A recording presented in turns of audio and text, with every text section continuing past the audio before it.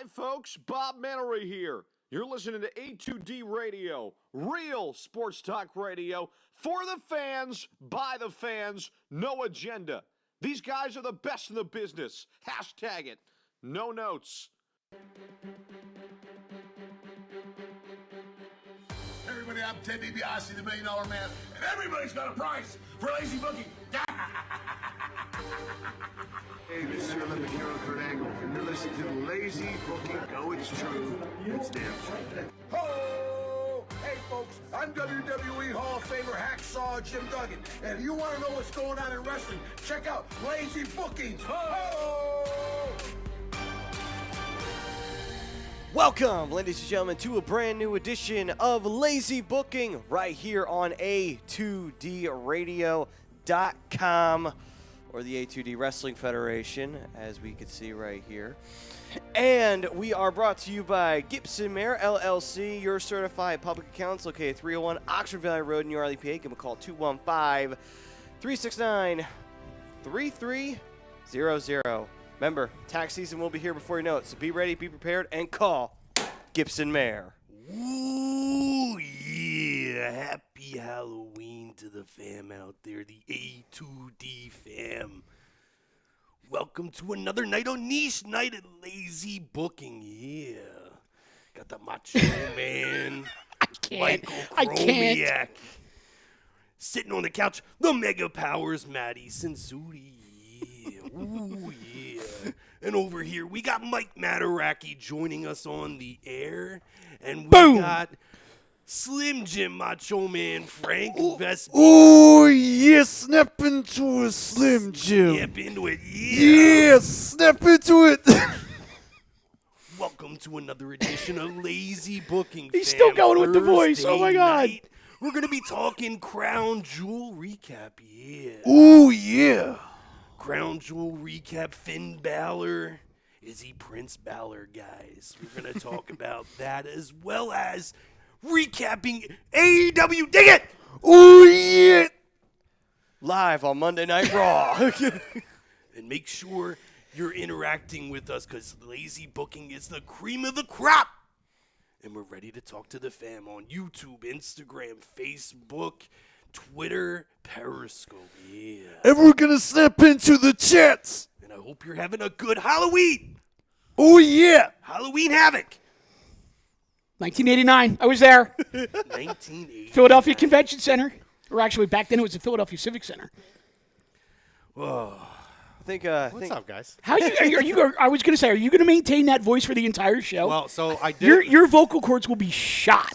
So on my birthday, on my birthday this year, I did an '80s themed party. Oh yeah. And I did wear this. Yeah, I did. And I maintained the voice for about 85% of the nights. And I'm gonna try to do what I can. I'm gonna go in and out of it. What are you going to do? I'm gonna go in and out. Dig it. Dig it. Dig it. I got my eyes on you, Hogan. We sure as hell did today. We had Team Hogan. Hogan versus the Nature Boy.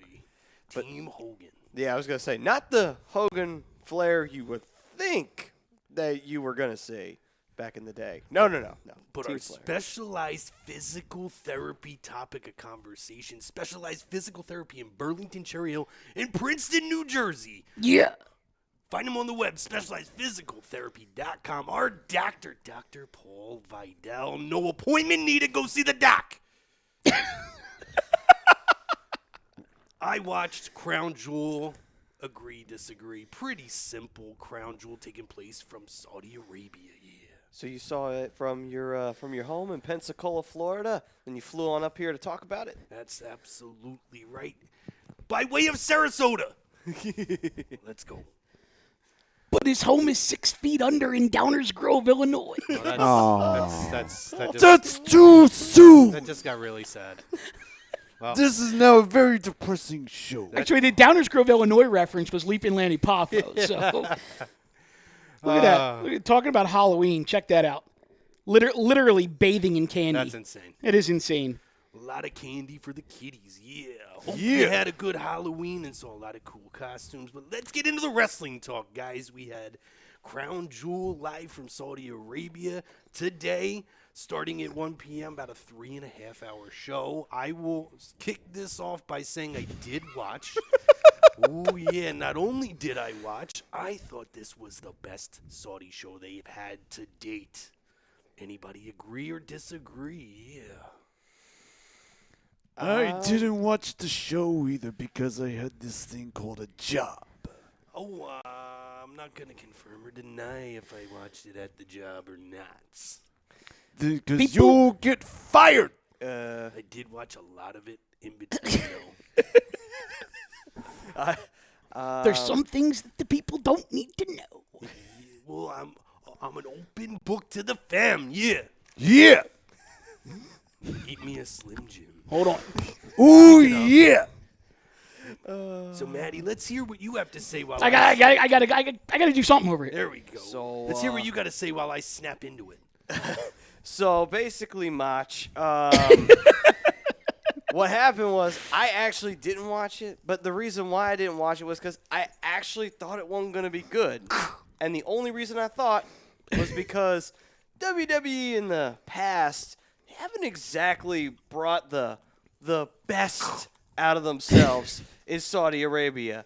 I mean, not like what you did, when you won the WWE, championship. At the time, WWF title, winning that tournament at WrestleMania 4, But, I mean, at the end of the day, I was a little bit shocked. It turns out that after seeing the main event, apparently they actually did something good in Saudi Arabia. We didn't know. Yes, they did. What do you Good got things for me? coming from Saudi Arabia. Saudi Arabia. Saudi Arabia. What do you got for us, Matarak? So That's not how they sing in I'm Saudi going to assume Arabia. that nobody I work with is watching the show right now and tell you that yes, I did. Yes. I did not watch it in order. I wound up starting very late and watched to the end and then went back and started from the beginning. So the Lesnar match that actually kicked off the show was like right smack in the middle of it for me. Mm-hmm. Do you And the like main event- vegetables? So I actually wound up. Because it was a squash. Shut your mouth over there much. Use. You're the producer. You don't get to get your shit in. Not yet. Not yet. No, so I actually literally got the two title I got the two title matches back to back. I actually wound up getting Seth and the Fiend, and as soon as that was over, I went back and started at the beginning and then got Brock and Kane, which was kind of an interesting little treat. But, I mean, I have to agree with you, actually. I thought out of all the shows that they've done over there, this was definitely the best in terms of the match quality, the pacing. They didn't throw, like, everything in the kitchen sink just for the sake of having it. Like, the show actually made sense. I love the main event. I actually like Brock and Kane for what it was, even though there's a lot of people shitting on it because, as Frank said, You know. it was a what? A vegetable. You know what kind squ- of vegetable? What It was was a squash. It was a squash. Although I don't necessarily think it was. I'm going to disagree with you, Frank. I don't think it was a squash. I think that they tried to do the same thing with that they did with Brock and Kofi with the 10-second thing. Mm-hmm. I think they are trying to sort of reposition Brock as he comes in, he does his shit, and he gets out. He's not there to do 15, 20, 25-minute title matches. They're going to be quick. They're going to be hard-hitting. They're going to set a tone. And I love the fact that even though I didn't see it first, that if they were going to go 4 minutes and it was going to end in a submission, that they put it first, because if you're not going to be the main event, you want to be first. Yeah. And now I'm going to snap into my Slim Jim. Oh, yeah. Oh, yeah. No, I would have to say, I mean, I thought this was their best Saudi show that they've done so far. I agree with you. You kind of nailed a lot of it. The pacing was really good. It wasn't overly done. And I mean, they do the fireworks stuff and all, whatever, but I didn't think it was, like, overly produced as it can tend to be sometimes. I actually thought it was pretty good. I didn't have an issue with Kane and Brock. I didn't expect much more than 5 or 6 minutes out of them anyway. I thought what they tried to do was make it more of the MMA style, which can happen in 5 minutes. A match ends. I mean, a lot of those heavyweight fights don't go the distance anyway. So, you know, I thought it was fine the way that they kind of presented that match. You know, Brock, they presented it as Cain just kind of got caught. Cain got overzealous first time out, and he got caught. Right. So I was okay with that. I'm going to be interested to see where this goes going forward because they have Rey Mysterio coming in to make the save with the chair, which I thought was pretty interesting. But, excuse me. I'm going to be interested to see where that's going to go. Because I don't think anybody's going to buy Rey Mysterio versus Brock Lesnar. It's going where it's going to go. Where it's going to go. It's gonna go, and it's not gonna go on my TV. I don't think we bought it when Brock was like protecting Rey Mysterio in 2003 when he was a good guy and WWE champion. I forgot about that. That was a smart move. In 2000 and what? 3. I don't think WWE's history goes back that far. Apparently not anymore. It's revisionist history. Apparently. Yeah, you know they talk about that one DVD with the Ultimate Warrior and that That's one. a great DVD, by the way. Which one? I thought both of them were, to be honest with you. I mean, which one's more truthful is the real question, though. I'm sure it's somewhere in the middle. Yes. The typical Frank Vespi answer. Yes. Frank Vespi answer, yeah. Pull up the card. Let's go through the card. All right, Gotcha. So obviously we already covered kind of the opening match. Brock retains. Brock is still your WWE champion. Do we think we're going to see a lot more of him now that it's Fox? He's got that Fox money behind him. I'm sure he's getting a padded paycheck now. Well, they're saying he's going to be there tomorrow night. Yeah. So it'll be interesting. Well, he's got to address the issue with Rey Mysterio.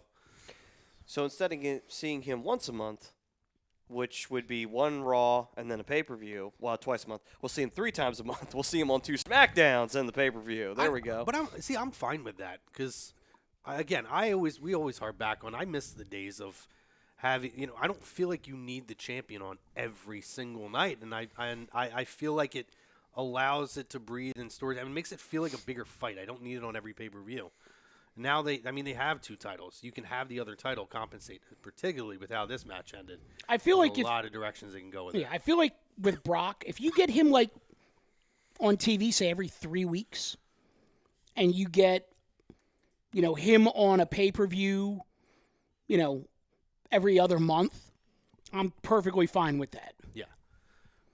Because they'll make it a big deal when he's there. Yeah, and I mean, they always do now anyway. And regardless of whether people want to shit on Brock or not, his pay-per-views feel big, and people tune in to watch Brock's matches. And you know what's crazy, too, is I actually would like to see him have another long title run. Yeah. And just have everybody chase. Because the money's always in the chase. It's always in the chase. I mean, when you think about it, the last time he had that, year-long run that AJ eventually wound up breaking, how many main event superstars did they have elevate to that main event status? He faced off with Strowman when we thought he was going to be a big deal. And then we had Joe, who actually had a very good match with Lesnar. Short, but very good. And then you had... Stop right there for a second. I hope they go back to that at some point. Because I feel like that was probably better than they thought.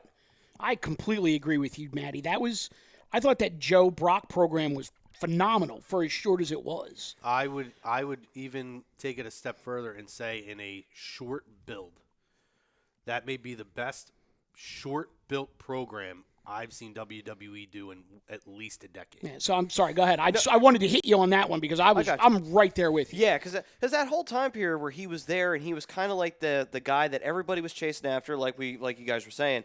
Then he had those plethora of matches with Rollins when he was a good guy the first time round. Then he had the beginnings of that rivalry with Roman Reigns that eventually led to the WrestleMania matches and eventually Roman finally beating him. But during that entire time period, he had somebody at least 1 month out of the year that wasn't your usual suspect, that had a chance to be in a big main event program. And it didn't matter whether they were considered a heel or a babyface. They could work with Brock because Brock was the ultimate guy that they were all after at that time. And to add on to that, one of the things that really hurts the title picture today is that sometimes I feel like you don't have that guy. You only have Brock as that guy. And that's no offense to the efforts that Roman has made and no offense to the efforts that Rollins has made. It's just, unfortunately, Brock's that guy at the end of the day. They just don't have somebody else to be him at this time. Yeah, no, I agree with that. He's doing me a favor. That's all. Okay. Maddie, go on to the next match now. All right, then. So the next matchup that we have is the bad. World Cup Tag Team Turmoil match, which the OC, I hate that name, wound up winning the World Cup of the tag teams, defeating Kurt Hawkins, Zack Ryder, Dolphin Rude, Heavy Machinery, B-Team, the Lucha House Party, and the New Day, and the Revival, and the Viking Raiders. This was the match that disappointed me on the show. Agreed. I thought that this could potentially steal the show. I don't think that it did. This felt like the kind of just thrown on there to get names on the card kind of in match. I feel like this was a match that was designed to go like 45 minutes to an hour and kind of stretch the show out, which it did. But I feel like every guy in the match knew that it was there to just stretch the show out. Right. And I feel like they didn't really try to steal the show, which I agree with you. I think had it been in the U.S. or had it been a higher profile pay-per-view, I think the effort would have been better and they could have stole the show. Oh, yeah, go ahead. I mean, I think so, but I think what happens here is it may possibly be a victim of overbooking, which can happen when you have a lot of teams in a match. Like anything, when you have these multi-team, multi-man matches, you have the concern of, okay, everybody's trying to get their shit in and everybody's trying to do their thing. Problem is, it's like, okay, you have to get like this. It has to be done, out, over with. You're right, but they're not all in there at the same time, which is a good thing. It's, it's kind of gauntlet style, so they should, in theory, all be able to get their shit in a 5-minute match, get a winner, get the next team out, move on. Yeah, I mean, and I just feel like a lot of it was sloppy. I think it was sloppy. I think it was slowly paced, like you said, because they're dragging the time out. Just didn't do it for me. I feel like Luke Gallows was sleepwalking through the whole thing too. That could have been it, possibly. I mean, it's one of those things where, when you get these kind of matches, it's like, whether you have a short amount of time allotted to you, like 5 minutes, it's like, okay, fill that 5 minutes with stuff you can do, and if it doesn't go right, don't reset it. Just come up with something on the fly and go home. I think sometimes the victim in the more modern wrestling, when you have that whole planned out, you don't want to go off script, and you're afraid to go off script, especially in WWE, because you're afraid of getting someone like Vince saying, like, why the hell did you do that, when you come back through the curtain, which I think is a bad thing. Sometimes you guys said, listen, we don't have time for that. Just go home. We got to get the next team out, Get in, get out, get home. Get in, get out, go home. And honestly, I didn't even have a problem with the team that won the match. I just didn't feel like there was much excitement in this match. No, and I really don't have a problem with the OC winning the match. I just, like I said, I felt like Luke Gallows sleptwalked through the whole thing. Yeah. Next up, Mansoor and Cesaro. Mansoor getting the win. Yeah, this was a great match. This was a really, really good match. I mean, Mansoor looked phenomenal, and Cesaro, the guy's the consummate professional. Is Cesaro like the Ric Flair of the 2010s? That he could have a great match with a broomstick? It's very possible. I don't know that I've ever seen a bad Cesaro match when I really try to think about it. I don't, me either. I don't even think you could go back to his days as Claudio Castagnoli, really. Even his ROH stuff is great. It's funny that you said that, though, because I mentioned to you yesterday about the Corey Graves podcast and how I felt like it was really sort of overscripted at times. Uh-huh. But the one thing he did say on the podcast is that he's known Cesaro for years, even back when they were on the Indies. And he said, I've never seen the man have a bad match. Yeah, I mean, I sit back and I think even when you go back to when he first came in and he was talking about all the languages and stuff that he did, I can't think of any matches that he's ever had with anybody that I went back and said, Yeah. I mean, it's crazy. Like, there's actually, I have a DVD of ROH back in the day where he was going through a storyline where he wanted to find a tag team partner, and it was literally just random. He got, I think he was either Jack Evans or Matt Sydal. Never tagged with the guy a day before in his life, and they had a phenomenal match with the team they were facing. Listen, That's unbelievable. I mean, when you think saw about the that. matches that him and Sheamus had against each other. Right. And these guys were just thrown together. And the chemistry between those two as a tag team. Well, he the way they and worked Tyson was Kidd were insane. thrown together, and I thought they That were too. fantastic. Yeah. I mean, everybody's. I even enjoyed him with Swagger. I felt like they worked together really well.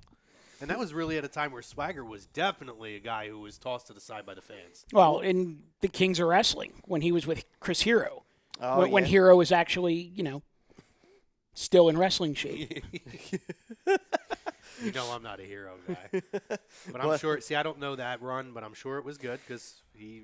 Well, Matty was probably a big mark for that run, right? Oh yeah, I mean, but that was actually towards the end of the time that both Claudio and Hero were there, and then they both one went to WWE, the other one sticked around for a little bit longer. Yeah. Then he went to WWE. Let me get to the fam here before we move on. David Roscoe, what's up? What's up, boys? Crown Jewel suck balls. Oh, stop it, Rosca. Rob Povia, pretty good pay-per-view, even for Jeddah. Randy Ritter, have a great show, boys. It's close out, so I'll be in and out. Did you call him Crown Randy Ritter? Andy. Randy Ritter. Randy Ritter, yeah. Did somebody say Randy Ritter? Oh, yeah. Have a great show, boys. It's close out, whatever, yada, yada. Crown Jewel had some good wrestling of what I managed to catch.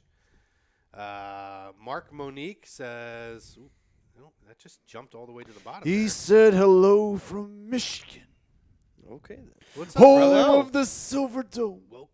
Welcome from Michigan. Yeah. Whereas Hulk Hogan likes to call it the Superdome.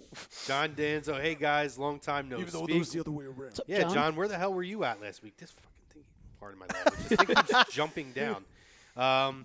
Welcome back, Maybe John. it's user error. Nope. Or maybe it's that Zuckerberg doing Zuckerberg things. Tom He's a Slim Jim. Arnone, he chimes in, yo, boys. Cromer, love it. And to the poll, he disagrees. Of course, we know you didn't watch, buddy. John Danzo, no more side ponytail. Oh, yeah, I haven't been on. Oh, yeah. Oh, I totally yeah. missed my mark on that. Yeah. I haven't been on, so I didn't get a chance to see your reaction. It was okay. For me, well, we could tap on. We'll do that with I almost said no huddle. With hot tag. With hot tag? Anthony Adis says, is that Tommy as Macho Man? Ooh, no, it's Cromer. Yeah. Oh, no. He says, I love AEW because they let the wrestlers be themselves. Oh, yeah. Clinky says, what's up? What's up, Clinky? Brian Daly, holy crap, it's the Macho Man. Yeah. Wait till you see what the producer's wearing. Daly too. says, Crown Jewel, I thought it was a really good event overall. The main event with Seth and Bray was really, really good. I agree with that. Nick Eugene, the main event was just as dumb as last time, just a different ending. My wife, why is it red light? Nick says, my wife, why is it red light? Me, I have no idea. I kind of thought the same thing, to be honest. I could do without the red light, but it is what it is. I mean, I'm not really that concerned about that. I thought the main event was actually pretty good. Again, I did too. And I thought that it was like Maddie, I think, said before we went on the air, clearly it seemed like this was a makeup for what had happened. 110%. Vince realized he screwed the pooch big time at Hell in a Well, Cell. I think it's two things. It's that, and I also think now they're going to try to show people, hey, anything can happen on the Saudi shows, so you need to go out of your way to see them, because I don't think that they've drawn the attention a lot of times. Even with Goldberg and Undertaker, you want to give people something to go back and watch even if they don't catch it live. Goldberg and Undertaker, everybody heard what a shit show it was. Some people went back to see how terrible it was, but a lot of people said, well, why even bother? It was terrible. Well, it's not even that too. It's not just that. It's also the fact that everybody keeps calling it the over glorified house show, because it is ran like a house show. No titles change. Nothing really big happens the entire time. the first ever one, the greatest Royal Rumble ever, it's like that was a drag of a Yeah, show that for was the long. entirety of the match. That was long. Oh, God. But if they are going to finally start doing more riskier things where it's like, all right, we will change the championship on a Saudi show. It's like, all right, now it is actually worth it to see, okay, they are going to do a title change, and they're going to have better matches. But here, so I'm with you on all of that. But I think there is a very distinct reason for that, and it kind of goes back to what you and I were talking about when I first got here. When you were talking about how you kind of got your days mixed up, and I had said to you, like, every Saudi show that they've run was on a Friday afternoon, and now all of a sudden they want to pull one out for Halloween. Well, that and SmackDown, I think. well, SmackDown, but I think one of the things with the title change is, Maddie, like you said earlier, Bray Wyatt's on SmackDown. Yeah. They can totally hotshot him on SmackDown tomorrow night, literally the day after he wins the title. You have a Firefly Fun, like a live Piper's Pit, a live Firefly Funhouse with Bray Wyatt as your champion. And who knows who could show up? Yeah. No, it's very true. Maybe they have him and Brock in a unification program. Speaking of, totally random, but kind of Rando! intriguing announcement on this event is that NXT will be a part of the Survivor Series. I love it. I absolutely love that idea. I mean, you talk about what kind of matches we could get out of that. I just wonder, though, are they really going to do War Games the night before and then have, like, the same guys or some of the same guys who do War Games on Saturday night show up in the, in Survivor Series on Sunday? Or are they saying that NXT is now deep enough that they don't have to do that? I mean, last time I checked the schedule, it is scheduled to go off the night before, so they haven't changed it. But to be fair, they have done like street fights and, very intense matches. And we have seen, like, at the Rumbles in particular, NXT talent show up in the Rumble. Maybe it's a smaller sample size. You don't have to work as hard in the Rumble match.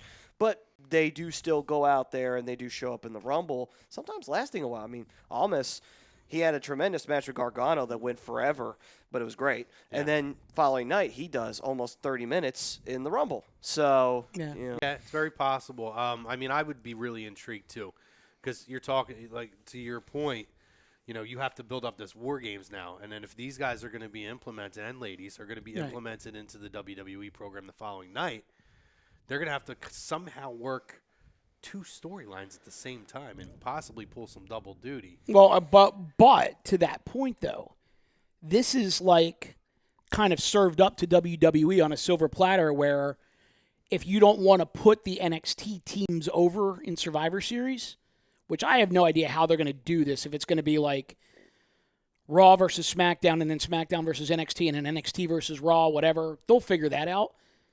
But you could actually have people selling their injuries and stuff from the night before. Oh, for sure. And have the Raw and SmackDown superstars taking advantage of them. Yeah, and I would be interested to see, if they're going to pull some singles matches. Like maybe you get, the North American champion versus the United States champion. And you get, maybe Roderick Strong and AJ Styles, which could be a match that could steal the show. Can I have Velveteen Dream against The Fiend? Oh, God.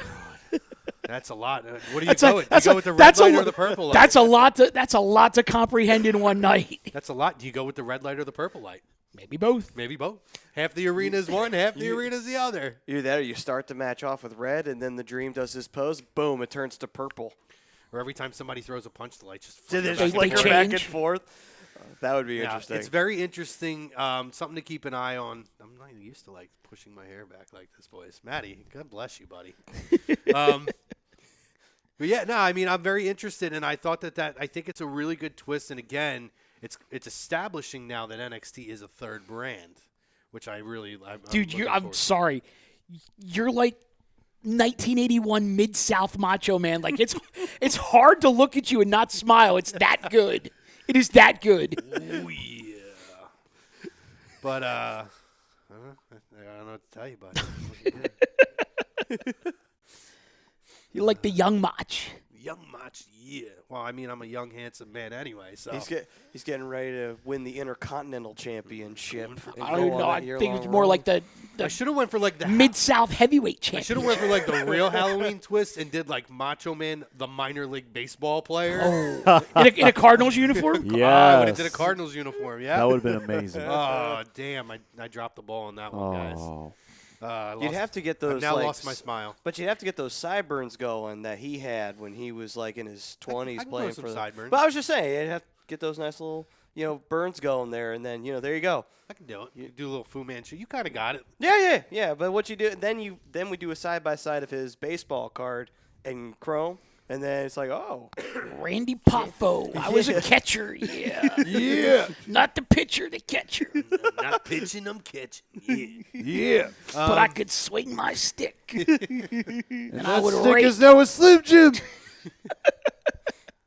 Yeah. Yeah. okay, you caught it that time. Well done. All right. So what's the next match on the card, man? All right, the next match is Tyson Fury and Braun Strowman, which ended in 8 minutes and a count out. You know, I was wrong. This was the worst match on the card. Yeah, by far. I mean, this matchup was meant just to be the attraction match, which that's what Braun Strowman is now. He's the attraction. He is not going to be taken seriously in any championship situation from now on. It's like, we'll just have him face Braun because Braun's the biggest guy we got. It worked out well for Big Show at the end of the day. Okay, thanks. So guys. somebody tell me if I'm wrong here, because I noticed the wording that they use, and I don't know if they used the same wording originally, because I know there was a lot of fans saying, oh, revisionist history. We forget about Floyd and Big Show. Right. WrestleMania 24. But I did notice, at least later on, that they said first time an undefeated heavyweight boxing champion. Right. Did they say that initially and people didn't catch that? No, I think they were talking about the fact that he was the heavyweight champion all along. And I think when I guess way back in the day when they had the matches against Gorilla Monsoon and whatnot, like the champion wasn't undefeated. Right, because they had Muhammad Ali did an exhibition with Gorilla. And even he wasn't undefeated at that point. So Yeah, and obviously they wouldn't acknowledge Inoki and Ali at all. Yeah. So, because that didn't happen in WWE. There was a lot of people originally saying, well, what about Floyd and what about Big Show? And it's like, well, Floyd wasn't a heavyweight. yeah, he wasn't undefeated. Which, Floyd? Yeah. Oh, well, yeah, he lost an amateur. That's Right. true. He lost, is it the Olympics? Yeah, the Olympics. Yeah. It's true. It's just his pro career, I guess, was Right. undefeated. But anyway, that was a quick point that I'm like, did I miss something when people were bitching about that, or is that just something that people wanted to bitch about? I think there's, there was some twisting of the lexicon there, but I think for the most part, the story they were trying to tell was, undefeated world heavyweight champion. Right. I will say this, though. If you go back and you watch the finish of that match, like, he laid his shit in there. Oh, yeah. It was a shot. Now, granted, was it a heavyweight champion of the world knockout punch? No, probably not. But I'm sure Braun probably told him before the match, you saw how weak Kane's shit looked, last week? Yeah. Don't look weak. Yeah. Lay your shit in there. I'll be okay. Hey, and listen, we saw back when Floyd did it. Big Show told Floyd, Break my nose. hit me, break my nose. He was pissed about it after it happened, but they did sell the realism of that. I don't want to dump on it again. Matty's right. It's an exhibition. It was what. But it was shit. It was what it was. It was shit until that final punch. It was, legitimately. It's not something that went on for a long time. No, thank God. I mean, the one thing that we got out of that whole Mayweather and Big Show thing was that Big Show then started doing the whole punch finisher instead of his chokeslam. Yeah. That was the only thing we really got out of that entire thing that happened at WrestleMania 24. So Tyson Fury wins this match by count out after he knocks out, or kind of knocks out, Braun Strowman off the ring apron, and he couldn't respond to the count of 10 to get back into the ring. Next match. All right, then. So, next up, we have the WWE United States Championship. AJ Styles defends his title against Humberto Carrillo. Good match again. I'm actually really impressed with Humberto Carrillo, by the way. I said this the other night while I was watching Raw. I feel bad for Carrillo. He's getting zero crowd reaction. Yeah. Not good, not bad. Just nothing. Like, people just aren't reacting to him. And I think it's because they don't really know who he is. Yeah. But he's so good. Well, I He's think so good. Yeah, and I would you agree? I feel like because they don't know who he is, they're putting him in these matches to have these phenomenal matches with Seth. Well, this is classic. And with AJ. I mean, Maddie, you could kind of jump on this because I think you'll probably agree with it. But this is classic Paul Heyman ECW style booking of I am going to take someone that no one knows and build them from zero. And by the time I'm done with them, they'll be a superstar. I mean, when you look at all the guys who came through ECW, a lot of them didn't have an identity when they showed up. I mean, Lance Storm didn't. Justin Credible didn't. That's just two guys who obviously didn't do too much in WWE. You mean Aldo Montoya wasn't a big star? I mean, he did have a jock strap on his Nobody face. knew who he was, though. Yeah, no one knew that it was Justin Credible for a long time. Kayfabe, baby. Yeah. And he did wear a jock strap on his face better than most people would. But, But hold on, though. I would say that not many people in the U.S. knew Benoit or Malenko. Nope. I would agree. They didn't know Eddie and Psychosis either. They didn't know Juventud Guerrera. They didn't know Rey Mysterio. They didn't know any of that. And before they went to WCW, they were in ECW, and it got them the attention that they needed to eventually go to a bigger company to make more money. And Paul was always able at developing talent very well. I mean, obviously, look at Benoit. The Canadian Crippler thing didn't happen until he got to ECW because he accidentally broke Sabu's neck. Yeah. And then that's what set the whole thing up. And Paul literally just came up with it while he was talking to Benoit over the phone. So that's what it is, That's where you get the genius of Paul Heyman as opposed to the other side where we get Right. Lashley, Rusev, and Lana. God. That's just the... We'll touch on that. Maybe the worst segment of the year. Yeah. I think it's atrocious. Yeah, and that includes the dead period where there wasn't much going on Raw and SmackDown. Yeah. What did I say to you Tuesday morning about Raw? That it was terrible. What, you remember what I said to you, though? I said one of the top 5 worst shows of the year. Oh, yeah. I don't disagree. And I'm talking like Raw, SmackDown, pay-per-views, house shows, you name it. One of the top 5 worst shows of the year. And the weird part of it is, too, it's like this was after the supposed dead period of, the year. It was the go-home edition of Raw before a pay-per-view. What's funny, too, is on the contrary to what a lot of people believe, I can sometimes be a WWE apologist, but I also hold them to a high standard. And I have to say, I try to find the silver lining in anything. Which was the match quality, right? My God, this week's Raw was atrocious. I fell asleep, and it took me 3 or 4 days. 3 days, I guess. 'Cause it's Thursday. I got it done yesterday. It took me 3 freaking days to get through Raw. How many? 3 days. And I fell asleep every time. Every time. I did. I kept falling asleep on it over and over. And it's same parts, too. Is it too late for you to start color commentating again, by the way, on Raw Match? Kind of miss you over there now. Never say never, brother. Never, ever, never. Until the one night that he doesn't show up for work because he's on Nitro. Yeah. And Vince McMahon's You got mean to Saturday night's main event? Yeah. Isn't that where he made his debut? But yeah, Something like that. I mean, it was brutal. It was really brutal. I mean, But we'll save that. Let's get to the next match on the card. sure. But yes, Humberto Carrillo, match quality-wise, you know what? To me, that was the best part of Raw. I mean, it wasn't even like – clearly they saved a little bit more for this pay-per-view or this event.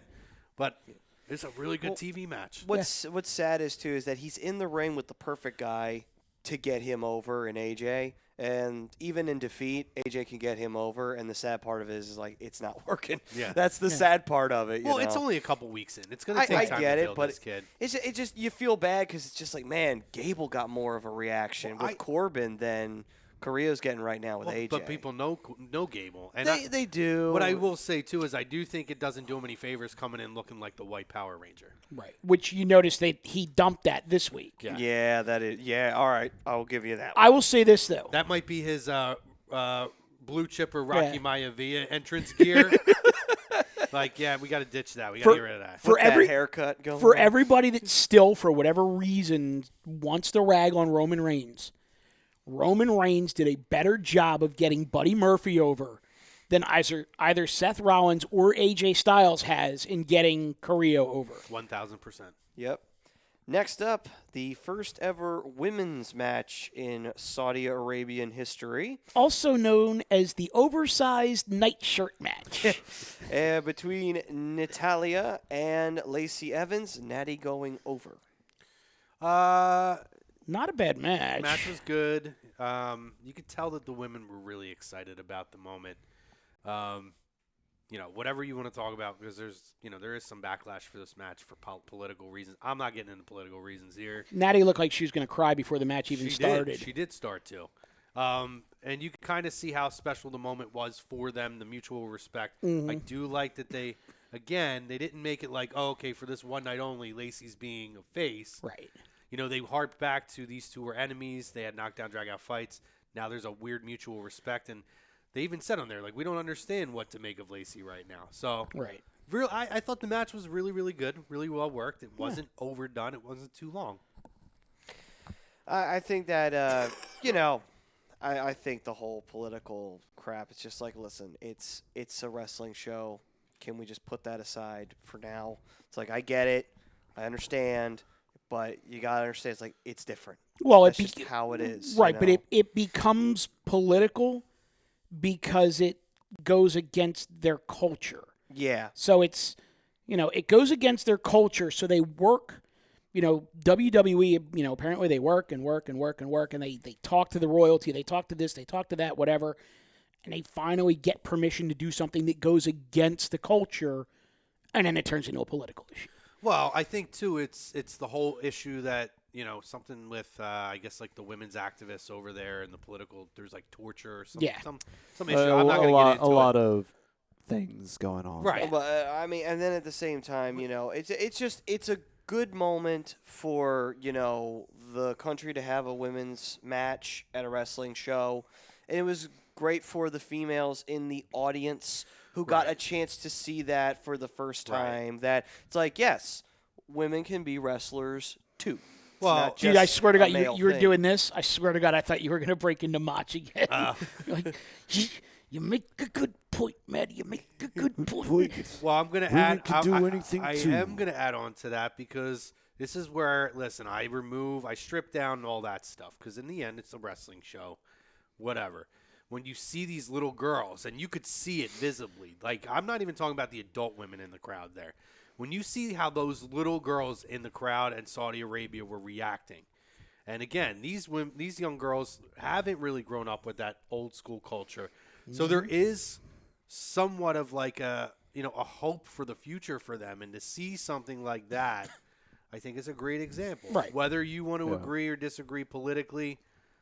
I'm not getting into it. I have my own opinions about it, too. Yep. But if I remove that and I strip all that back and I just kind of see how big that moment seemed for those kids, then you gain something out of this. Yeah. It's a great moment for, the young girls in the audience and for the women in the audience and everything like that. And I think that it was perfectly fine to have that moment at this show. A couple things over here.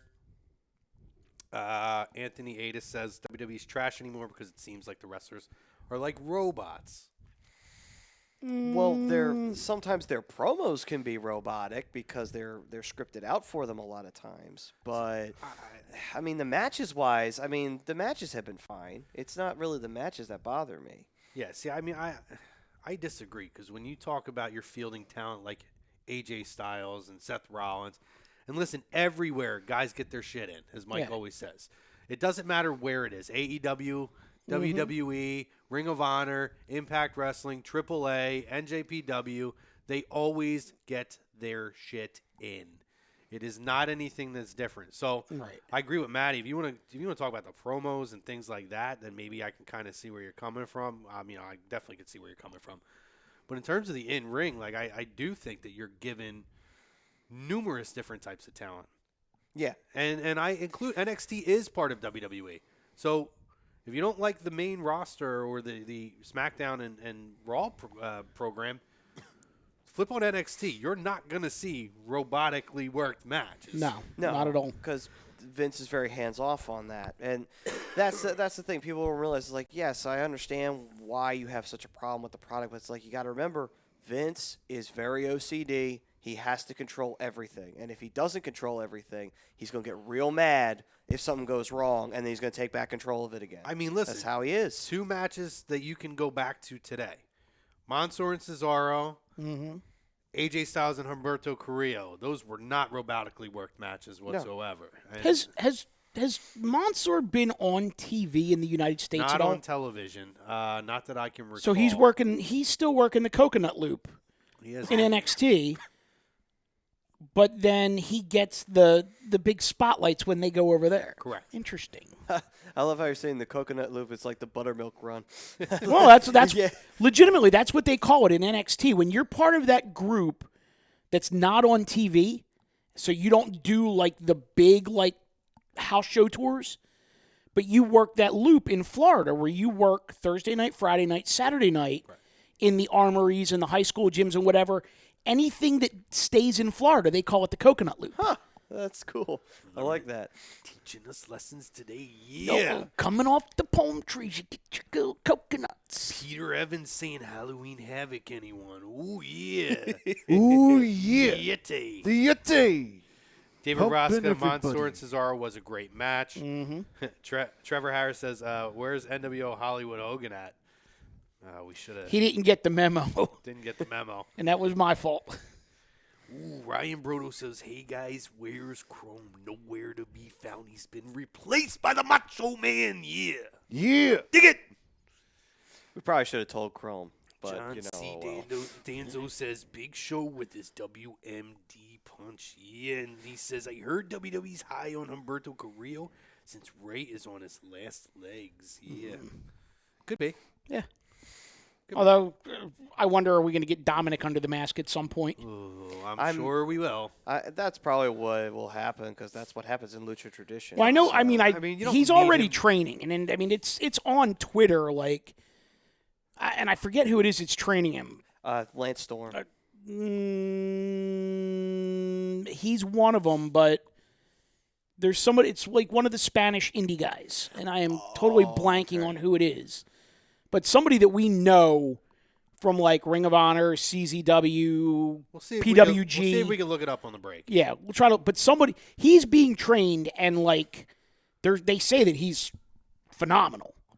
Like they say he's nowhere near ring ready, but in terms of as far as training goes, he's phenomenal. I wouldn't doubt it. I mean, It's he's in been the around blood. His whole life, it's in the blood. It's in the family blood. Absolutely. Yeah, I mean, plus also it'd be cool. It'd be the first time you get to see what it's like with the Lucha tradition on American television where you pass the mask on down to the next generation, which is cool when you think about that. You don't get to see that on American television. I would also love if he took the mask and he became Rey Mysterio III. And WWE actually acknowledged that their version of Rey is actually Rey Jr. Yep. Yeah. That would be, I think that'd be great if he went, Rey 3, R3. That would be amazing. I think that'd be awesome. I think they should do that. Totally, they should do that. Yeah. Will they do that? No, Yeah. of course not, because it's a good idea and we thought of it. Yeah, pretty much. And in typical fashion, they're going to ruin it. There you go. Remember what we were talking about writing a story arc for somebody? Oh, there it is. There's your idea. There it is. I'm the idea guy. That's what I do. I'm the guy, the idea guy. I don't do shit, but I come up with the ideas. All right, so I'm not a worker bee. No, I'm not. Oh, sir, not at all. So we got The 10-man tag team match, we've got Team Hogan on one end, Brother. and we've got Team Flair on the other. Real quick, John says Dominic is being trained by B-Boy out of California. Okay, so B-Boy, B-Boy, PW. okay, there we Right, go. so PWG. Ring of Honor, PWG, CZW is B-Boy. Okay. Perfect. I knew it was one of the indie guys. Thanks, John. So, Hogan's team goes over. I think this was kind of going to happen because they were the good guys against all the bad guys on Team Flair. Yeah, I was okay with this match. You know, it was what we expected of it. I had no problem with it. I thought it was pretty well worked. I will say this. I love the finish only because I love how Ali has figured out how to counter the RKO, Yes. and it looks amazing. Oh, yeah. Like, Make a difference, Ali? yeah. But when you handstand out of the RKO, Oh, it's amazing. and Randy just looks at you like, how the hell did you do that? And then he turns around and gets speared out of his boots. Yep. It's amazing. Great. An average match with a great finish. Speaking of Raw, and speaking of this program, this is how bad Monday Night Raw was.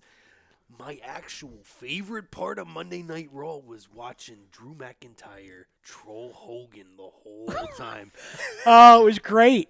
It was great. It really was. Watching him troll that piece of crap. That I see.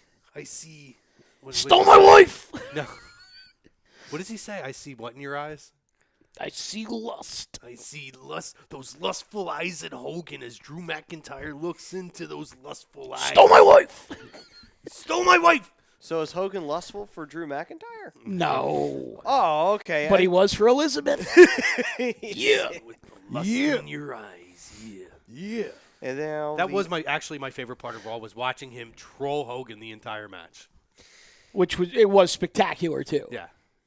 Striking the poses. Striking the post. Doing the U. doing the oh yeah. It was great. It really was. I thought you were actually going to say my favorite part of Raw was when it ended. Well, honestly. And there was that. But, yeah.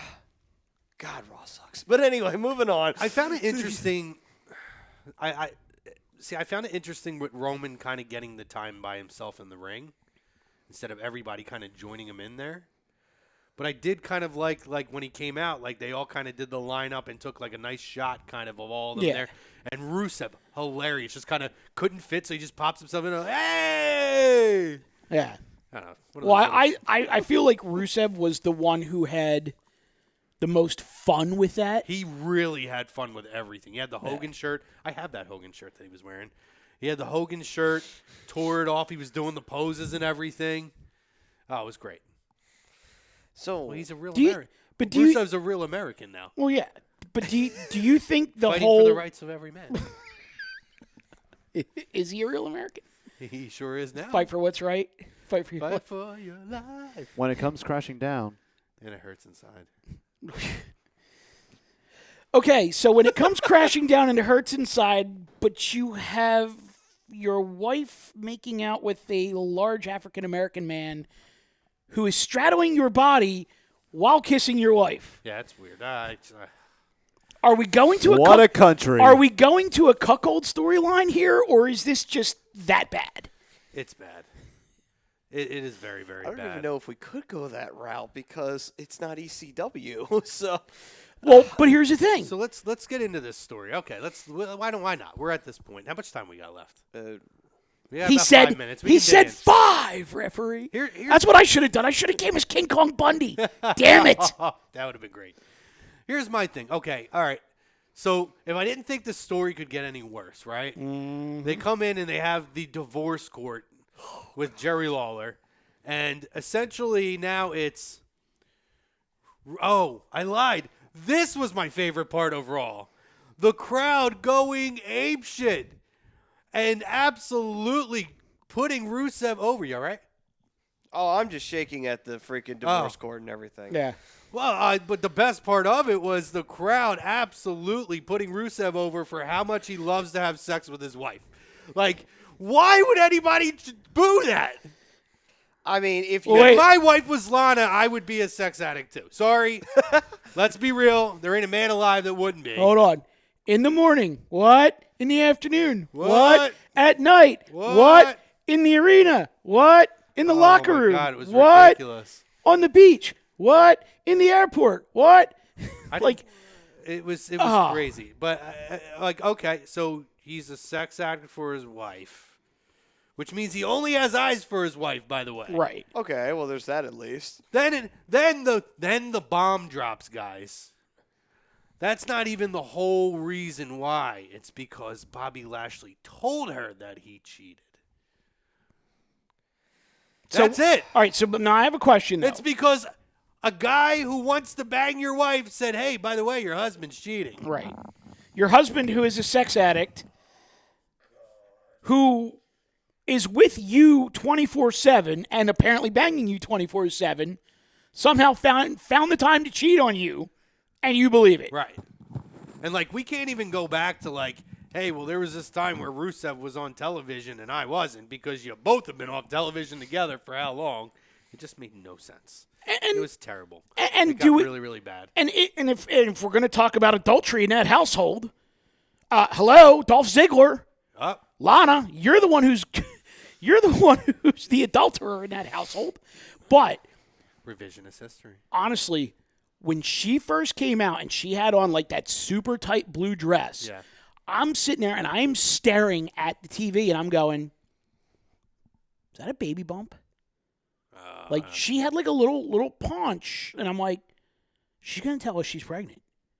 And they're gonna totally redo the Kanellis storyline because the Kanellis has got their release. They're gonna redo this with Lana and Rusev, and I'm looking and I'm like, she's pregnant. She's gonna tell us she's pregnant, and then they didn't go there, and I was actually relieved. Yeah, me too. I could have. But done without that. let's see what happens this week. Yeah, it was bad, and again, now we're at the point where my husband, who clearly lusts after me with his lustful eyes, clearly lusting after me, and Rusev's face though, as she's listening and talking about how much he loves to have sex with his wife, and his smile getting happier as the crowd is getting more and more into it, that was priceless. That was the best part of Raw. Sorry, it was. But this is just terrible. It was a hidden gem within it was a coal mine of a segment. But what does that say about Raw? And we're going to go to break, and then we can come back and we'll finish out the card. But I just want to end this thought. What does it say about Raw this week that your best things, outside of Humberto Carrillo, were a trolling job and a dude getting praised for having sex with his wife? A lot. What else do you take away from it? We're going to leave it at that. You say, who booked this shit? Who booked this shit? Go ahead, sir. Give us our sponsor read here. All right, then. So this first half of Lazy Booking on A2DRadio.com is brought to you by Gibson Mayer LLC, your certified public accounts located at 301 Oxford Valley Road in Yardley, PA. Give them a call, 215-369-3300. Tax season will be here before you know it, so be ready, be prepared, and call Gibson Mayer. On the other side, we're going to continue to talk about Crown Jewel. We're going to talk Finn Balor, AEW, and any other of the bullshit that happened on Monday Night Raw. But until then, keep those lustful eyes on the program here, guys. Jump over from Twitter, Instagram, and Periscope to the Facebook and the YouTube. We're going to get to the chat, and we're going to talk about it. Until then, we'll see you in a few.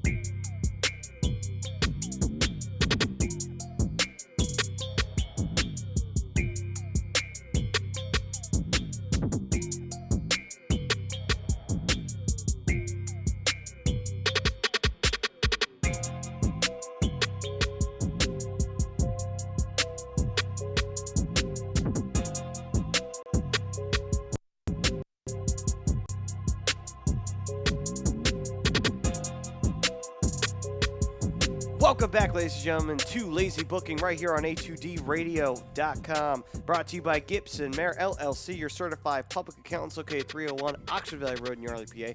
You can call 215-369-3300. Tax season will be here before you know it, so be ready, be prepared, and call Gibson Mayor. Ooh, yeah. Welcome back to Lazy Booking on Niche Night. And don't forget that Hockey Happy Hour coming at you at 10 p.m. tonight. Maddie will be with you, as well as Brian Daly. Yeah, and who's producing for you tonight? Why, our very own Frank Vespi. Yes. Mr. Frank I'm not going to Vespi. pull off any elaborate ruse like the last time I was here. What, you don't want to be Brodo for an evening? Well, Like you were the last time? what happened was when we did when I last appeared on Hockey Happy Hour. Ralph had no idea that that I was producing. We fooled So Ralph. so the whole time I was pretending I was Brodo on the board. I didn't talk. I played like the sound bites, and then Brodo out of nowhere just like, "Oh, hi Frank," like just wrecks it all in the comments. So Love it. but I'll be my good old Frank Vespi self on So I have a Hockey question. Happy Hour. So, given today's date of October 31st, does Triple H now become the 4H, the Halloween Hockey Happy Hour? We got to deflect that to the man right here. Yeah. Quadruple H? No, the 4H, as in Oh, like the the 4H. 4H club. Oh, okay. I see where you're going. Frank's over there laughing his ass off. All right. I like that. I see where you're going with it. Yeah, that's not a bad one. I could go with that. I could dig it. Listen, Dig it. dig it. Dig it.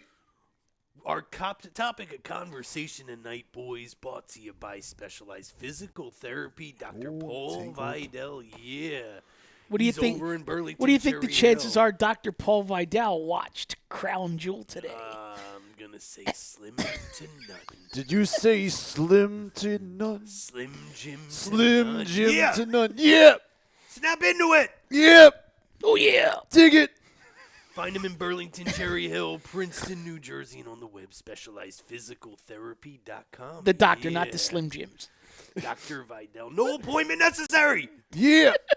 Maybe he has some Slim Jims sitting on his receptionist Oh, my counter God. for your Oh, patronage. Crying. I am crying. Getting back to the card for Crown Jewel, Maddie, do you have the card accessible? Here we I go. do, and we have one more match to dive into, and that is the main event of the evening. Bray Wyatt versus Seth Rollins, Falls Count Anywhere match for the WWE title that cannot be stopped. For any reason. Any reason. Any reason. By the way, WWE is sorry for Hell in a Cell, in case you didn't know. And, Clearly. And Clearly. Bray Wyatt, the Fiend, becomes, technically for the second time, a world champion. First time Universal Champion. Oh, yeah. Ooh. Ooh, what's vibrating Why are over you- there? Why are you calling me when you know I'm on the air? Stop it. So, what do you guys think of the match? Maddie, I'll let you I mean, go. we I'll kind let you of- go first. We kind of dove into it a little bit earlier, so It's definitely better than their Hell in the Cell one. I would agree. Of course, to be fair, that would be underselling the match because that isn't too hard to do. But it was a much more well thought out match, I think, and a much better booked match than their previous encounter. I think they definitely thought about the ending a lot more, and they really combed over and say, okay, well, how can we make this the best possible ending we could possibly get out of this? And I think that they definitely got the best ending they could out of it. I agree with you on everything you said except for the ending. And I didn't hate the ending, but as we sat here and watched the main event before we went on the air, what did you say? Shit never came anywhere close to his eye. Didn't like the spot with. I liked the spot with the electrical boards with the Fiend. Didn't dig it at all. When Seth acted like he had electricity running through his eyeballs when he was about 10 feet away from it. Yeah, so he removes the one, the one case for the power cords and everything like that. So he removes that so that Bray actually has a way to crawl out from whatever he was that he landed on, which then apparently set off, a massive electrical storm inside the arena.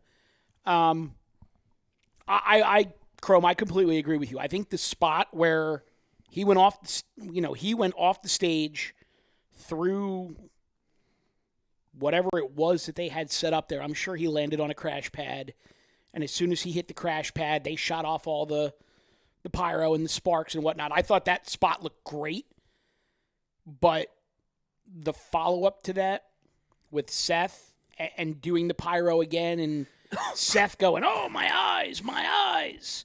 And like you said, the shit wasn't anywhere near him. Nah, horrible. Horrible. Thinking. It wasn't booked properly at the end there. And honestly, missing the spots. but here's the Didn't thing. you say it was With lazy booking? I would say it was lazy booking. Touchdown, yeah! But here's my thing: is if you're Seth, and that shit shoots off, and you realize that you're that far away from it, don't you just kind of scrap your line and just continue with the action? Like, are you so dead set on getting the one line that they give you for that part of the match in that you're willing to say it when it doesn't look believable? Kind of goes back to earlier when I said that people are afraid to go off script Right. and say, so like, okay, clearly that didn't happen, so scrap that line. Maybe he was worried that Vince or somebody would walk up and was like, why didn't you say that, it got your eyes? Be like, because it got nowhere near my eyes. Yeah, because I was nowhere near it. Yeah. The pyro shot in the wrong direction, and I was nowhere near it. Here's what I'm thinking with that. If you're gonna Thinking. and I'm gonna call an audible on the fly. I'm gonna pull the case away, and when it shoots off, I'm gonna back up. And then I'm going to take a minute, and I'm going to look around like, oh, it's a dangerous situation. Shouldn't get too close. Yeah, maybe even because I'm exhausted, I'll sit down and lean against. I could still do the leaning spot against the cases, yeah. And just kind of sit there and look like, and getting myself together when the Fiend pops up, yeah. And let him do his shit and call it a day. And you just completely rebooked the end of that match in 30 seconds much better And still to than whoever booked it the first time. And still make the electrical thing make sense, even though it was too far away from him. Yeah. What I did like about that spot when he went through it, though, is they even included fire on the one side, though, with an explosion of fire, not just the electrical pyro. Yeah. Yep. But overall, we finally... And they made it believable by having the guys come out with fire extinguishers and put the fire out Absolutely. after the fire was already out. But it still looked good. It looked good. It worked very nicely until the stupid electrical explosion that didn't touch Seth's eyes. My eyes. My eyes. My eyes. My lustful eyes, yeah. He's not the lustful one. So- It's Bobby Lashley. Is You're he not- crossing streams. Is he not the lustful one? Because we've seen his dick pics out there, boys. Let's be real.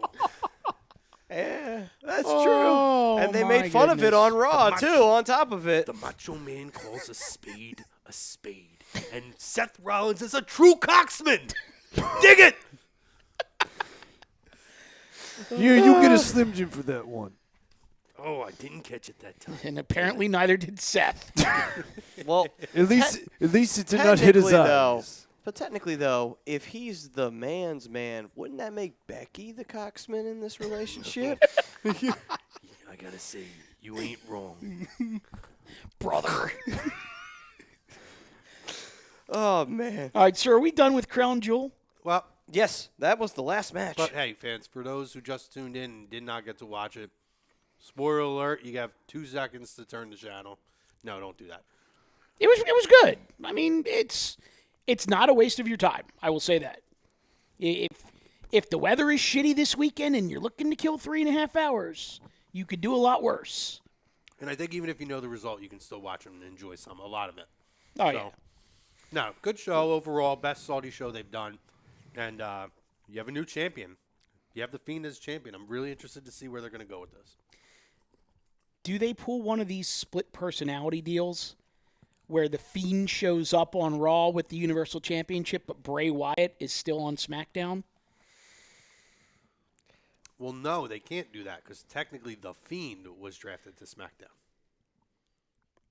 Yeah. All right, so take mine and flip it. But you can't. But, well, no, because the you're right, Fiend because the won Fiend won the title. Okay. See, this would have been a great debate if SmackDown had not drafted The Fiend in the first place. Oh, damn it. But did they draft the Fiend or did they draft Bray Wyatt? See, I don't think. I mean, I honestly don't know that maybe they drafted him there just for the first couple of weeks to be able to get him on that program, knowing that they're going to end up pulling him off at some point anyway. So I don't get too caught up in the fact that he was drafted to SmackDown. It is what it is. It gives them an interesting point and something else to build on for this. So we're about 2 weeks in, and already we're doing a bait and switch of main event superstars. That didn't take long for the brand split to start doing that shit. But all right then. Rosca says Lana is not hot like Trish Stratus and Mandy freaking Rose. That's a lie. Andy Ritter says, has he been talking like that all night? In and out. Oh, yeah. I would say more in than out. I mean, I would say, Well, maybe. I don't know. I don't even know. just in case you need a little excitement at the end of the day. Yeah. Yeah.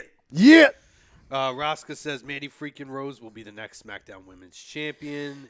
Ritter says, is that Macho Chrome Michael Savage? Ooh. Yeah. Macho Chrome. I love Michael Savage. I like that one. That was a good one. John C. Danzo, Steven Regal, real man's man.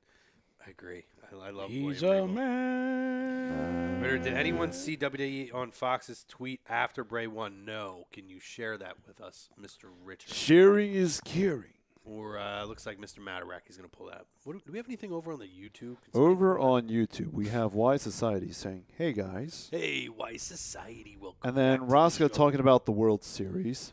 Okay. Yucky. Yeah, we won't address that on this show. And Y Society also says Raw uses their future draft choice from the Alexa and Nikki trade to get him and the title back.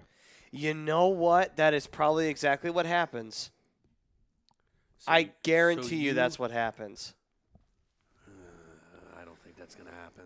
I mean, it would then be able for them to be able to say, okay, that's how we justify putting the Universal title on Bray and bring him over to trade Raw. Alexa Bliss and Nikki Cross for future considerations end up being the Fiend and the Universal title. But remember, look at the draft and look at all of the picks that were made in the war rooms and everything like that. Let's be honest here. I don't think they thought that one completely through, or they overthought it, actually, is the better way to phrase that. They overthought the shit out of that. John Danzo says, I think he's saying, why don't they just turn Ali into the Sultan like they did with Rikishi? He's got to shave his head and wear the mask. No, see, they won't do that because they've already made him another version of Fatu and make a difference Fatu. That's why we call him Make a Difference Rikishi, or Make a Difference Ali. But here's the thing, though. That's the evolutionary chain. Oh, that's So I don't know if that's the tweet that Andy is talking about. If it is, it's pretty. So over on pretty hilarious. Facebook, Andy said, "Oh, and I just went back and checked. SmackDown technically drafted Bray Wyatt. Stephanie doesn't say the Fiend." Well, they put the Fiend graphic up and put the Fiend. Either way, they will probably wind up doing that I'm pretty sure she says the Fiend, Bray Wyatt. Well, there was a tweet that WWE on Fox actually wound up retweeting that said, "So SmackDown now has both top WWE titles. Got it. Fox Sports must be loving this. Hashtag Crown Jewel. Hashtag Falls Count Anywhere." Yeah, that's not going to happen. I'd be shocked unless they're going to unify the titles. And if they do, it'd be really weird with the brand split. And, so then the two sides would fight for the one belt. Which, I mean, I know they did try that in 2002 for a period of time, but it didn't last very long. Have a floater champion. Yeah, they did that while Taker was holding the belt. Yeah, they did. That's true. Finn Balor, guys. Finn Balor. A couple weeks ago, we weren't on last week, right? No, we were not. Okay. Nope. So Finn Balor last week kicks Johnny Gargano in the head. Which I loved. I loved it too. It was great. He's doing a lot of the Bullet Club mannerisms. Yeah, he was doing this on the entranceway. Yep. And then this week he comes. Well, first of all, he speaks on that show. I forget the name of the show on FS1 though. Backstage. So he gives an interview on there and basically. Which by the way, the segment on Backstage with him and Booker T was phenomenal. Agreed. I loved it. Renee did a good job steering the ship. Yeah, I'm a fan of that show. Yeah, by the way. No, I like it. Some of it's kayfabe and some of it's not. I actually even enjoy when they bring celebrities who are actual fans and have them do the promo thing. It's fun. But I thought it was a really strong interview on their first time, and they did a really good job to promote it, to get eyes on that. Finn Balor speaks for the first time, yada, yada, yada. He gets on there. Eyes on you. Got eyes on you. Got lustful eyes on you. But he's in there, and he's, and obviously on there, pretty much he talks about how this was a long time coming, and that, if you know him prior to WWE, Booker, as he says, right? You know that this is the real me. And he said, what did he say? Maybe, what was the Prince line he used? Maybe the Prince will rise again or something. No, it's like something like like a Return of the Prince. I will get the exact line. Okay. But essentially, he's teasing. If for all you fans who may not know, his name pre WWE was Prince Devitt in New Japan and other organizations, and he worked primarily as a heel. Yeah, he worked as a heel in the junior heavyweight division, and then eventually, towards the end of his run in NJPW, he was revealed as the quote-unquote leader of the Bullet Club before him, and then eventually AJ took over that and ran with that for a little while. Oh, God, I hope that's not a real thing. What? John, I hope that's not a real thing. What's that? First thing John says, the ladies' champs float from show to show, and then he says, the rumor is that they're going to start a Balor Club with AOP being a part of it. Well, it's because he actually mentioned he's very impressed with AOP, and those are guys that he could actually see himself running with. I mean, it'd be great for them because they haven't done anything since the injuries, and honestly, the booking on Raw didn't do him any favors either. And he said the quote was just simply, "The Prince is back." But there was, and he's not wrong, but there was context behind that. Yeah. Do we get Prince Balor?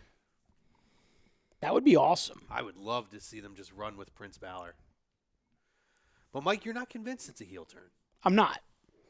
I'm not convinced that it's a heel turn as much as it is just kind of him being true to his own character. And, if you piss him off, if you rub him the wrong way, it doesn't matter if you're a heel or a babyface, he's going to have an issue with you. Well, the thing, too, is that, to piggyback off of that, if he had truly turned heel, he would have joined the Undisputed Era. But he didn't. Not necessarily. He chose to not be a part of it, kind of standing on his own, just like, I don't need anybody. Right. Like, I am my own man. And that means he could be at war with a heel or he could be at war with a babyface in any given week. Yes and no. I see your point. I don't think necessarily he has to join with them, or he would have needed to give us more of a clear sign of a heel turn. I don't know. I mean, it could be just a program where he's specifically targeting Gargano because he's Mr. NXT. And we talked about how this week he made a point to point out things like, oh, Bray Wyatt gets a mask and suddenly he's unbeatable. Right. Essentially along those lines. And didn't he call somebody else out, or am I wrong? No, he did. He took a couple shots. He took multiple shots. It was just that the Bray Wyatt one was the most obvious. That's the one that stuck out. Did he take one at Seth? If he did, it was pretty heavily veiled. Oh, okay. Then I wasn't sure. I was seeing. I know the Wyatt one was that he basically laid down for somebody a couple months ago that now has a mask and he's unbeatable. Right. So, shots fired. Yeah. But I really enjoyed it, and I really feel like this could go a lot of ways. You're not wrong. Yeah. You're not wrong. We don't know which direction this is going to go. I feel like it is going to reveal itself to be a heel turn. Maybe the Undisputed Era turns on Cole, and he ends up becoming the leader of that. That's possible. And maybe that's a way they can get Cole into a singles run and get him up to the main roster. Well, I don't want to say main roster anymore. To SmackDown or Raw. I don't know. We'll see. I mean, my big concern is when he goes to Raw, I would prefer him to go to SmackDown because I don't know what would happen. I disagree. I'd rather see him go to Raw because I think his best chances with Paul Heyman. Agreed. I absolutely agree with that. You know, I feel like I feel like now with the landscape as it is and what the program of SmackDown is and the expectations for that, I feel like he could get lost in that shuffle with Brock Lesnar and those type of guys. Let him go to the more storytelling type of a program over on Raw. Let him be with Paul Heyman and become a Paul Heyman guy, and he could be one of the catalysts. You could have him. You could have Ricochet, Humberto Carrillo, Drew McIntyre. I said Drew Galloway. Drew McIntyre, and a lot of these guys who have been looked at as underutilized talent with huge futures going forward, and let those guys be the core, be the backbone of that program with Paul Heyman, and you will get must-see television out of that. I wish I knew like WWE contracts the way we know like other professional sports contracts. Yeah. Because I would love to know how much longer Adam Cole actually has on his contract. I think you can Google it and look it up. Probably. I think you can. But because my bold prediction is that you will have an Adam Cole, Britt Baker feud versus Cody and Brandy Rhodes in AEW at some point in the next couple of years. See, I don't know. You will have the husband-wife. I can see Cole being a guy that they really build around. I can too. I absolutely can too. I just wonder if at some point the grass being greener thought comes into his head. I mean, did you hear the line this week too? I forget who said it, but it was a WWE superstar, and they said something to him about what do you say to to these guys who think that the grass is greener on the other side, meaning AEW, Mm-hmm. and he said, "Grass is always green when it's covered in horse shit." And I was like, "Ooh." Well, in fairness, AEW's taking a lot of those types of shots. So I mean, at the end of the day, I would say it depends on what they do with him in the next few years. Like, in the next few years, if you wind up seeing him still doing Undisputed Era and they haven't moved on from it, then it's like, okay, I could totally see him, like, wanting to go to AEW because it's like, okay, I love the Undisputed Era. I think it's a great stable. But, yes, that has an expiration date. Same thing with the New Day. Yes, we love the New Day, but that also has an expiration date. Does it? I think it does, honestly, because I don't really care about the New Day anymore. I would really love don't. to see the Undisputed Era just have like major infighting and all feud amongst themselves, because I think those would have the chance to be phenomenal matches. Oh yeah, you could have literally just throw a dart and have a rivalry, and it would be tremendous out of that team. See, it's weird because I miss factions, and I don't consider the OC a faction. I hate that name. I hate the presentation of it. Ocean It's County? terrible. The Ocean. Every time you Yes. hear that, yeah, you think I it. do. I do Oh, think of the Phantom Planet song, California. The OC, Ocean County. California, here we come. Yeah. I completely forgot that was a show. Yep. The OC. You'll never hear their name now and not think of that show. I immediately think of the show now. It's like, thanks for bringing up You're 10-year-old welcome. me. I know. What were the highlights, guys, of AEW? I have not had a chance to watch AEW All right. yet, but what's important? I had it on the DVR and I watched it as soon as I came back from my real job. I'm gonna say, well, the tag team tourney finals. Right. Okay. That's what SCU won the tag titles. They Right? did. SCU won it. I'm a little disappointed in that. I feel like I was expecting I that was going to disagree happen. with the Expected, booking. but I It was would- expected. I would rather have seen. See, I the didn't Lucha expect it. I thought it would be the Lucha Brothers, and I felt like that match was rushed. I really do. Brothers. See, I You know what? I think you're right because it did go by pretty quickly. Yeah. A lot faster. TV than time usual. remaining. Yeah. See, With TV time remaining. See, I don't know that. See, I wasn't surprised because I feel like this whole thing now is going to end up with Scorpio Sky is going to create an infighting with SCU when Christopher Daniels comes back, and maybe that's how they can eventually build build Scorpio Sky as his own As a single. Yeah. as his own single and break him away from SCU. So that's how in my head I see the booking going. I which see is why I that. wasn't Yeah. surprised by I it. get that vibe from it. So I Christopher Yeah. Daniels come back and be like, oh, Right. you saw the opportunity and you didn't even flinch to go and step in my shoes Yeah. and take my spot. So we'll see. Well, I personally, I really enjoyed the TV debut of Kip Sabian. Yeah. I thought, even though that match was pretty much a squash, Yeah. he showed enough for me to really be interested to see what they do with him. I thought the Tony Schiavone limousine ride with Cody and the interview in the limo was phenomenal. Oh yeah. Maybe It was really good. maybe one of the top 5 interview segments of the year in terms of any wrestling show anywhere. Thought it was great. Yeah. Shivani is phenomenal. You forget how freaking good Tony Schiavone was. Tony, we gotta go. And I love having him, but you could see when he does interviews, and particularly with Cody, because there's a real relationship there, it just kind of takes it to that next level. When you watch it, it's very genuine, very believable. It comes at you it's very hey, this is, I'm not going to hold any punches back with Cody, and we're going to do this. And I appreciate that. And again, I could do without JR. I'm done with JR. Please go away. Let Tony Schiavone and let Excalibur be these guys. Take JR, put him in a backstage role. Let him do something there. He, to me, is a distraction from what I see is great things coming from Tony Schiavone and a trend up for me for Excalibur. I really like Excalibur.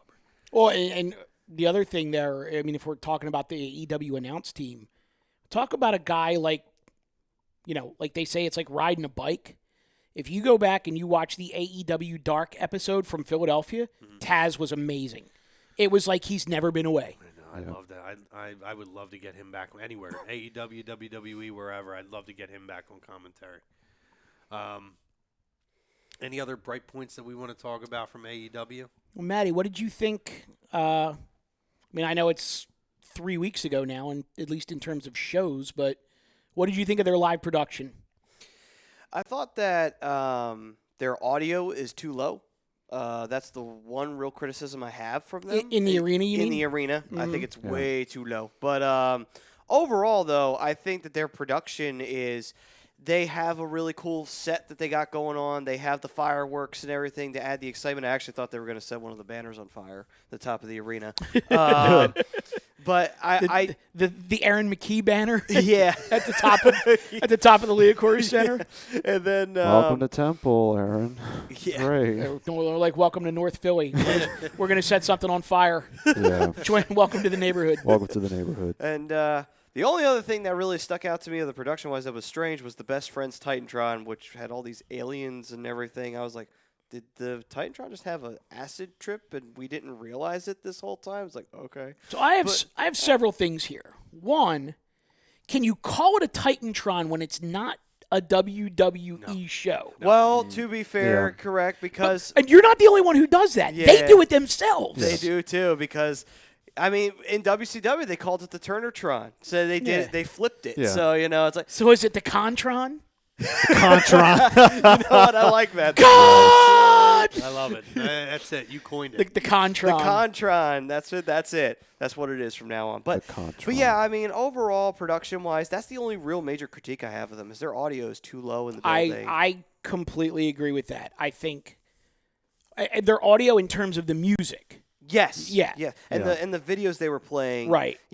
Too low. I will say this. I completely agree with you on the audio with the music and the videos on the Contron. Yeah.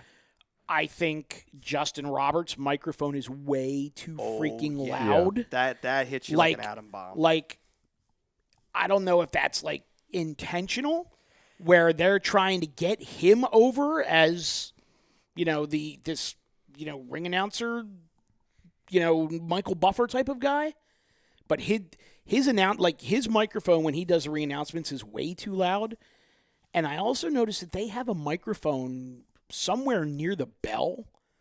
And when they ring the bell, that's loud. The bell is exceptionally loud. Yeah. Oh, yeah. But I will say this, and we've talked about this on the show before when we've talked about other companies. I love the use of the guardrail.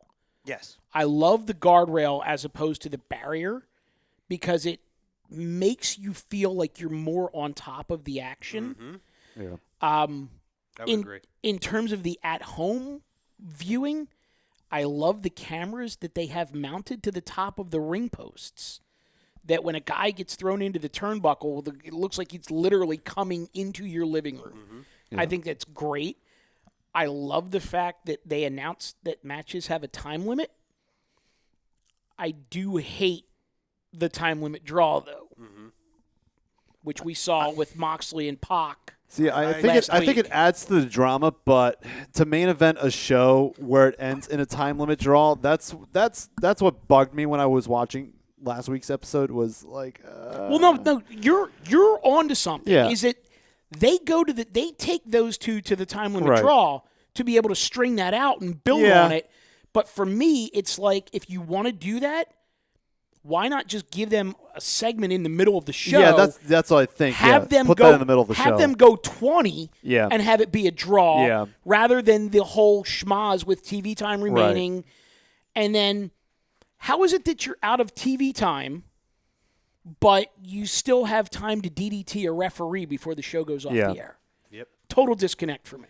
Yeah, I will say that too. I think that there's a few little booking errors that get Right. brought up, but I think that may also be a little bit of an experience, not from the production side of things, because there are guys who've worked with WWE and TNA, Right. but when it comes to the guys who are booking it, like Cody has not had to book weekly. This is his first time doing it, so I Right. think he's adjusting to that. The Bucks are booking the tag teams, Yeah. and then Brandy's booking the women.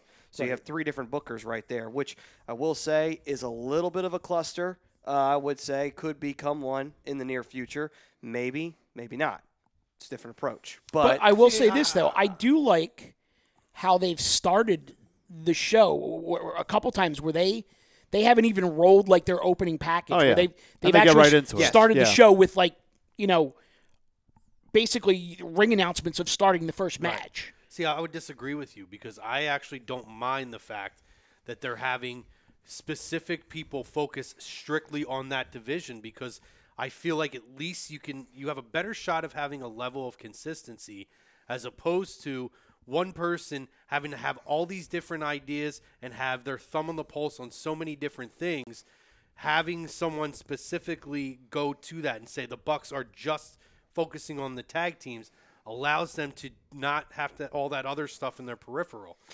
Boom, there. That's it. Let's build out the storylines there. I'm only saying right now it hasn't been an issue. I'm just saying in the near future, maybe it could become one because there could be a conflict of ideas, and even though one doesn't book for that other one, that's when it starts to get a little hairy when you have multiple bookers. That's my only concern with that. By the way, But other than that, Brandy Rhodes, so unbelievably gorgeous. Oh, I know. I told you that night, Chrome. There was literally the first time I have ever met a professional athlete and just could not get words out of my mouth. I was like, and then I turned it looked at Private Party and I'm like, yo, your match last week was awesome. And I tried to turn and actually go talk to her again, and it was just mush. So then I start talking to Peter Avalon.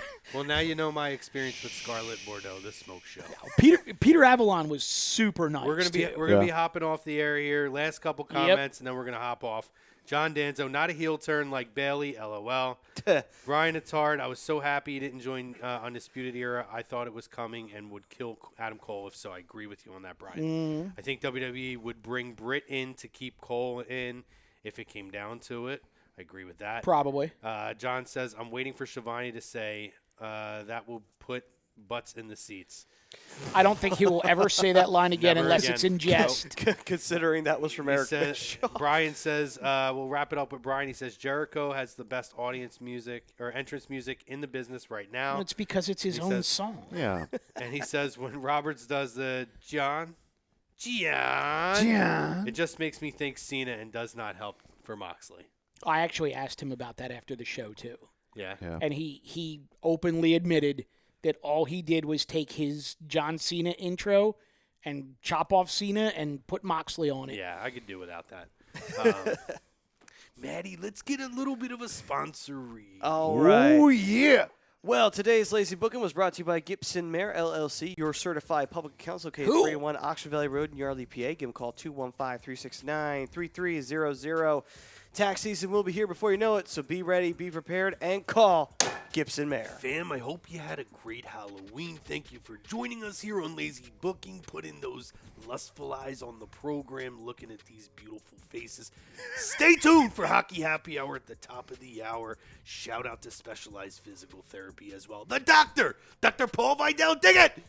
No appointment necessary. For Chrome, for Maddie, the Mega Powers, Mr. Mataraki, appreciate you coming on. Appreciate you guys having me. Probably the last time for a while. Maybe, hopefully, we'll get you back at some point in the future. And Mr. Brian Daly is looking and waiting. And the Macho King. He's got those lustful eyes. Looking at my microphone. And we got Slim Jim Macho Man. Oh, yeah. Frank Vespi over here on the ones and twos. Thank you, Frank, for jumping in today. Oh, yeah. And for this crew, thank you for joining us. Have a great week. And the Hockey Boys are coming at you. Happy Halloween. Dig it! Yeah.